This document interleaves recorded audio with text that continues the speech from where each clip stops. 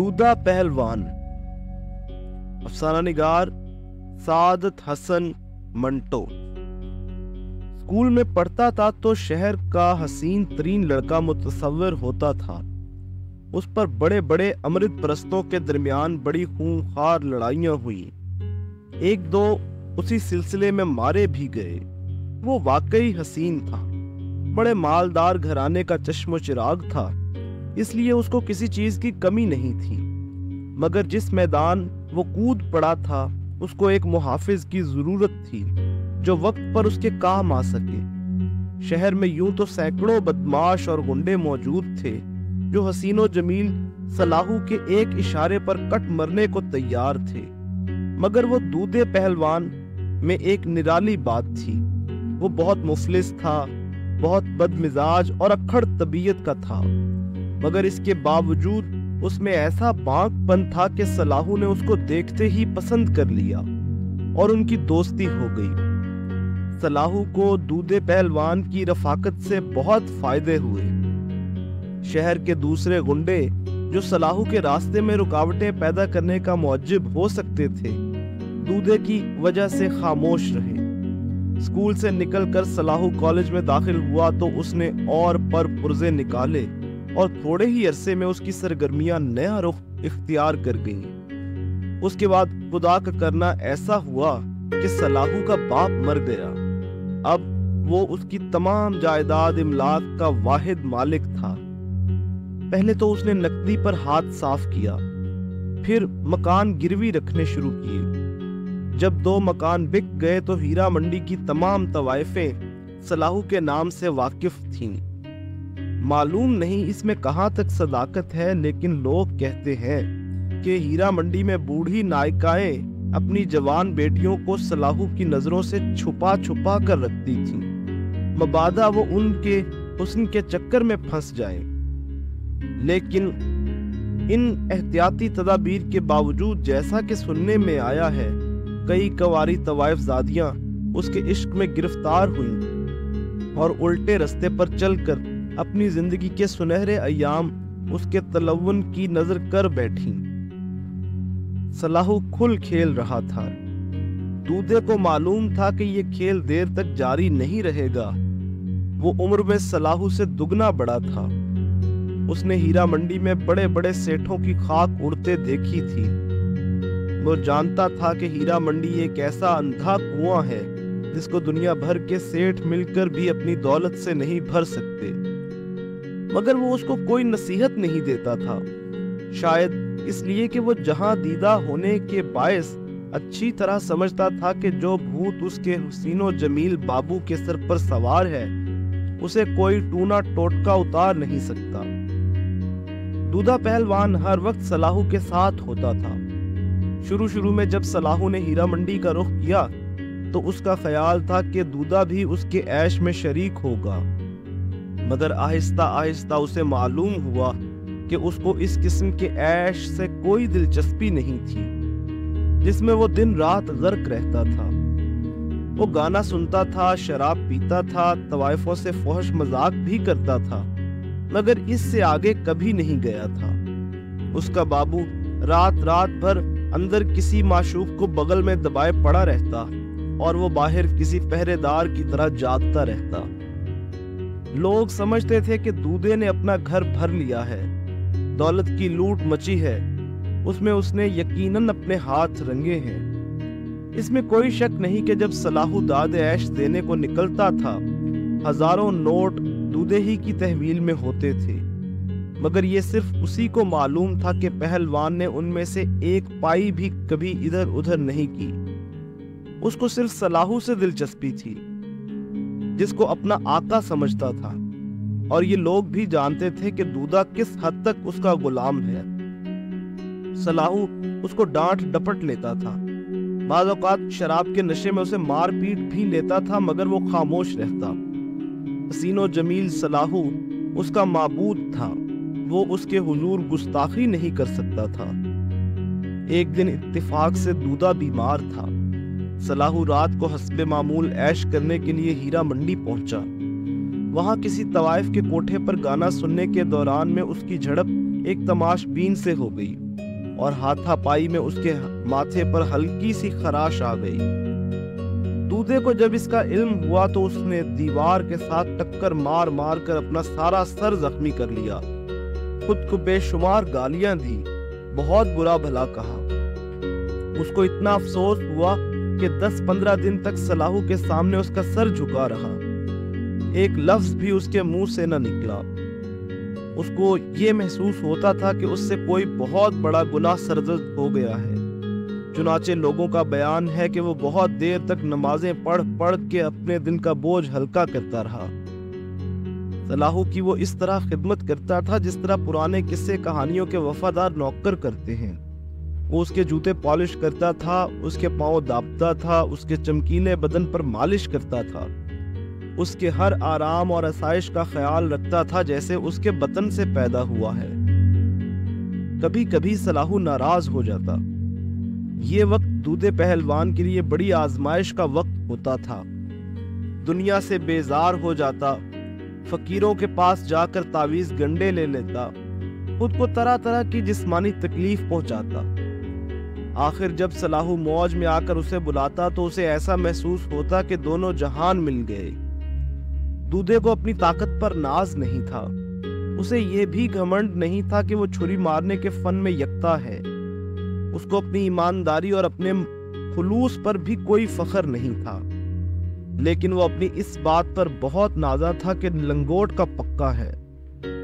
وہ اپنے دوستوں یاروں کو بڑے فخر و امتیاز سے بتایا کرتا تھا کہ اس کی جوانی میں سینکڑوں مرد مار عورتیں آئیں، چلتروں کے بڑے بڑے منتر اس پر پھونکے، مگر وہ شاباش ہے اس کے استاد کو، لنگوٹ کا پکا رہا۔ یہ بڑ نہیں تھی ان لوگوں کو جو دودے پہلوان کے لنگوٹیے تھے۔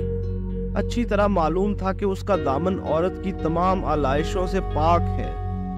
متعدد بار کوشش کی گئی کہ وہ گمراہ ہو جائے، مگر ناکامی ہوئی، وہ ثابت قدم رہا۔ خود صلاحو نے کئی بار اس کا امتحان لیا۔ اجمیر کے عرس پر اس نے میرٹھ کی ایک کافر ادا طوائف انوری کو اس بات پر آمادہ کر لیا کہ وہ دودے پہلوان پر ڈورے ڈالے۔ اس نے اپنے تمام گر استعمال کر ڈالے، مگر دودے پر کوئی اثر نہ ہوا۔ عرس ختم ہونے پر جب وہ لاہور روانہ ہوئی تو گاڑی میں اس نے صلاحو سے کہا، باؤ بس اب میرا کوئی امتحان نہ لینا، یہ سالی انوری بہت آگے بڑھ گئی، تمہارا خیال تھا ورنہ گلا گھونٹ دیتا حرامزادی کا۔ اس کے بعد صلاحو نے اس کا اور کوئی امتحان نہ لیا۔ دودے کی یہ تنبیہی الفاظ کافی تھے جو اس نے بڑے سنگین لہجے میں ادا کیے تھے۔ صلاحو عیش و عشرت میں بدستور غرق تھا، اس لیے کہ ابھی 3-4 مکان باقی تھے۔ ہیرا منڈی کی تمام قابل ذکر طوائفیں ایک ایک کر کے اس کے پہلو میں آ چکی تھیں۔ اب اس نے چھوٹے جاموں کا دور شروع کر دیا تھا۔ اسی دوران میں ایک دم کہیں سے ایک طوائف الماس پیدا ہو گئی جو ایک دم ساری ہیرا منڈی پر چھا گئی۔ دیکھا کسی نے بھی نہیں تھا، لیکن اس کے باوجود اس کے حسن کے چرچے عام تھے۔ ہاتھ لگائے میلی ہوتی ہے، پانی پیتی ہے تو اس کے شفاف حلق میں سے نظر آتا ہے۔ ہرنی کی سی آنکھیں ہیں جن میں خدا نے اپنے ہاتھ سے سرما لگایا ہے۔ بدن ایسا ملائم ہے کہ نگاہیں پھسل پھسل جاتی ہیں۔ صلاحو جہاں بھی جاتا تھا اس پری چہرہ اور حور شمائل معشوقہ کے حسن و جمال کی باتیں سنتا تھا۔ دودے پہلوان نے فوراً پتہ لگایا اور اپنے بابو کو بتایا کہ یہ الماس کشمیر سے آئی ہے، واقعی خوبصورت ہے۔ ادھیڑ عمر کی ماں اس کے ساتھ ہے جو اس پر بہت کڑی نگرانی رکھتی ہے، اس لیے کہ وہ لاکھوں کے خواب دیکھ رہی ہے۔ جب الماس کا مجرا شروع ہوا تو اس کے کوٹھے پر صرف وہی صاحب ثروت جاتے تھے جن کا لاکھوں کا کاروبار تھا۔ صلاحو کے پاس اب اتنی دولت نہیں تھی کہ وہ ان تگڑے دولت مند عیاشوں کا مقابلہ خم ٹھوک کر سکے۔ 8-10 مجروں ہی میں اس کی حجامت ہو جاتی۔ چنانچہ وہ اسی خیال کے تحت خاموش رہا اور پیچ و تاب کھاتا رہا۔ دودہ پہلوان اپنے بابو کی یہ بے چارگی دیکھتا تو اسے بہت دکھ ہوتا، مگر وہ کیا کر سکتا تھا؟ اس کے پاس تھا ہی کیا؟ ایک صرف اس کی جان تھی، مگر وہ اس معاملے میں کیا کام دے سکتی تھی؟ بہت سوچ بچار کے بعد آخر دودے نے ایک ترکیب سوچی، جو یہ تھی کہ صلاحو الماس کی ماں اقبال سے رابطہ پیدا کرے، اس پر یہ ظاہر کرے کہ وہ اس کے عشق میں گرفتار ہو گیا ہے۔ اس طرح جب موقع ملے تو الماس کو اپنے قبضے میں کر لے۔ صلاحو کو یہ ترکیب پسند آئی، چنانچہ فوراً اس پر عمل درآمد شروع ہو گیا۔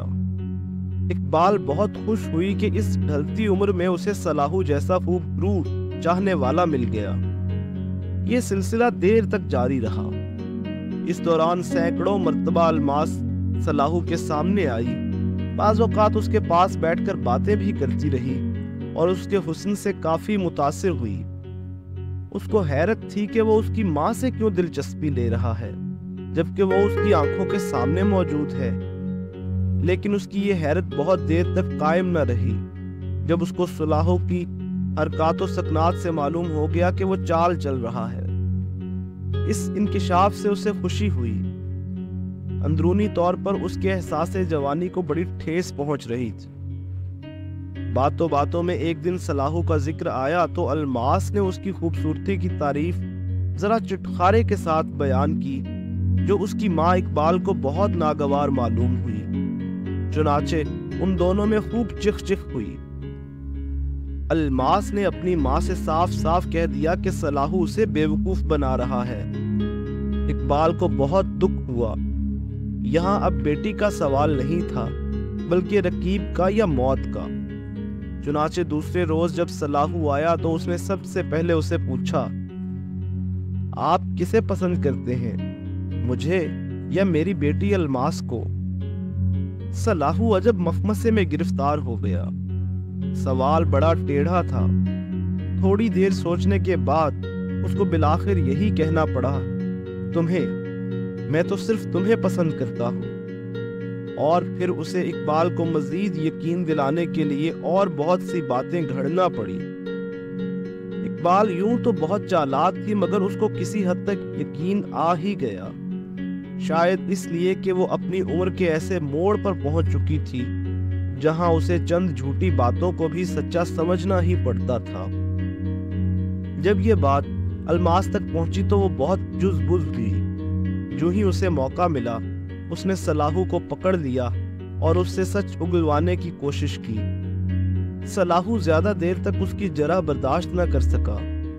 آخر اسے ماننا ہی پڑا کہ اسے اقبال سے کوئی دلچسپی نہیں۔ اصل میں تو الماس کا حصول ہی اس کے پیش نظر ہے۔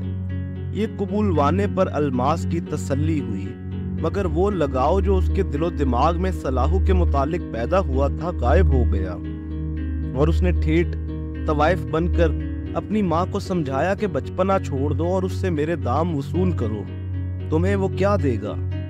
اپنی لڑکی کی یہ عقل والی بات اقبال کی سمجھ میں آ گئی اور وہ صلاحو کو دوسری نظر سے دیکھنے لگی۔ صلاحو بھی سمجھ گیا کہ اس کا وار خالی گیا ہے، اب اس کے سوا کوئی اور چارہ نہیں تھا کہ وہ نیلام میں الماس کی سب سے بڑھ کر بولی دے۔ دودے پہلوان نے ادھر ادھر سے کرید کر معلوم کیا کہ الماس کی نتنی اتر سکتی ہے اگر صلاحو 25,000 روپے اس کی ماں کے قدموں میں ڈھیر کر دے۔ صلاحو اب پوری طرح جکڑا جا چکا تھا، جائے رفتن نہ پائے ماندن والا معاملہ تھا۔ اس نے 2 مکان بیچے اور 25,000 روپے حاصل کر کے اقبال کے پاس پہنچا۔ اس کا خیال تھا کہ وہ اتنی رقم پیدا نہیں کر سکے گا۔ جب وہ لے آیا تو وہ بوکھلا سی گئی۔ الماس سے مشورہ کیا تو اس نے کہا، اتنی جلدی کوئی فیصلہ نہیں کرنا چاہیے، پہلے اس سے کہو کہ ہمارے ساتھ کلیر شریف کے عرس پر چلے۔ صلاحو کو جانا پڑا اور نتیجہ اس کا یہ ہوا کہ پورے 15,000 روپے مجروں میں اڑ گئے۔ اس کی ان تماش بینوں پر جو عرس میں شریک ہوئے تھے دھاک تو بیٹھ گئی، مگر اس کے 25,000 روپوں کو دیمک لگ گئی۔ واپس آئے تو باقی کا روپیہ آہستہ آہستہ الماس کی فرمائشوں کی نظر ہو گیا۔ دودا اندر ہی اندر غصے سے کھول رہا تھا۔ اس کا جی چاہتا تھا کہ اقبال اور الماس دونوں کا سر اڑا دے، مگر اسے اپنے بابو کا خیال تھا۔ اس کے دل میں بہت سی باتیں تھیں جو وہ صلاحو کو بتانا چاہتا تھا، مگر بتا نہیں سکتا تھا۔ اس سے اسے اور بھی جھنجھلاہٹ ہوتی۔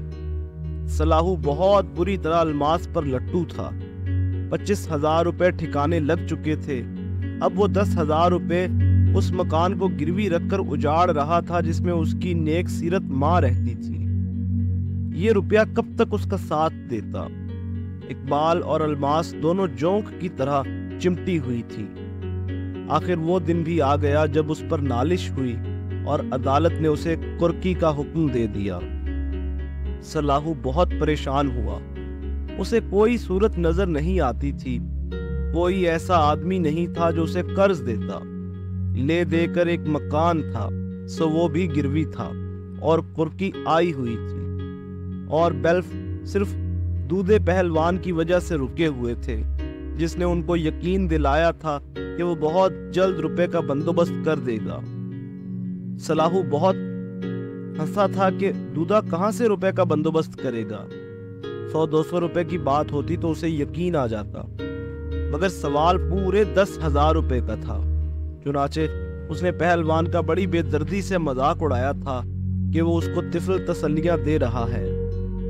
پہلوان نے یہ لان تان خاموشی سے برداشت کی اور چلا گیا۔ دوسرے روز آیا تو اس کا شنگرف ایسا چہرہ زرد تھا، ایسا معلوم تھا کہ وہ بستر علالت پر سے اٹھ کر آیا ہے۔ سر نے اڑھا کر اس نے اپنے ڈب میں سے رومال نکالا جس میں 100 کے کئی نوٹ تھے، اور صلاحو سے کہا، لے باؤ، لے آیا ہوں۔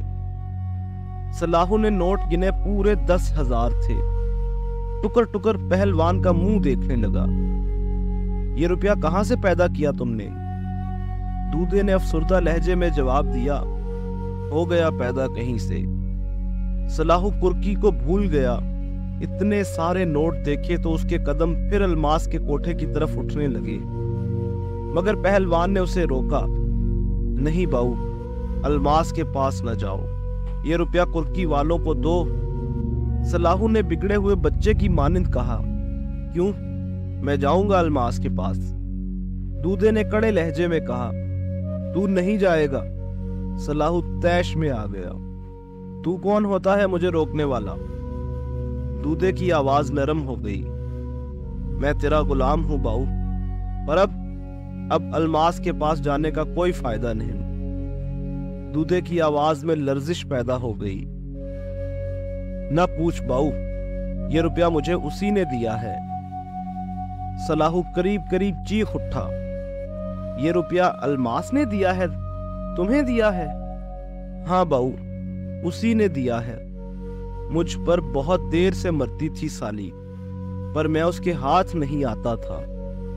تجھ پر تکلیف کا وقت آیا تو میرے دل نے کہا، دودے چھوڑ اپنی قسم کو، تیرا باؤ تجھ سے قربانی مانگتا ہے۔ سو میں کل رات اس کے پاس گیا اور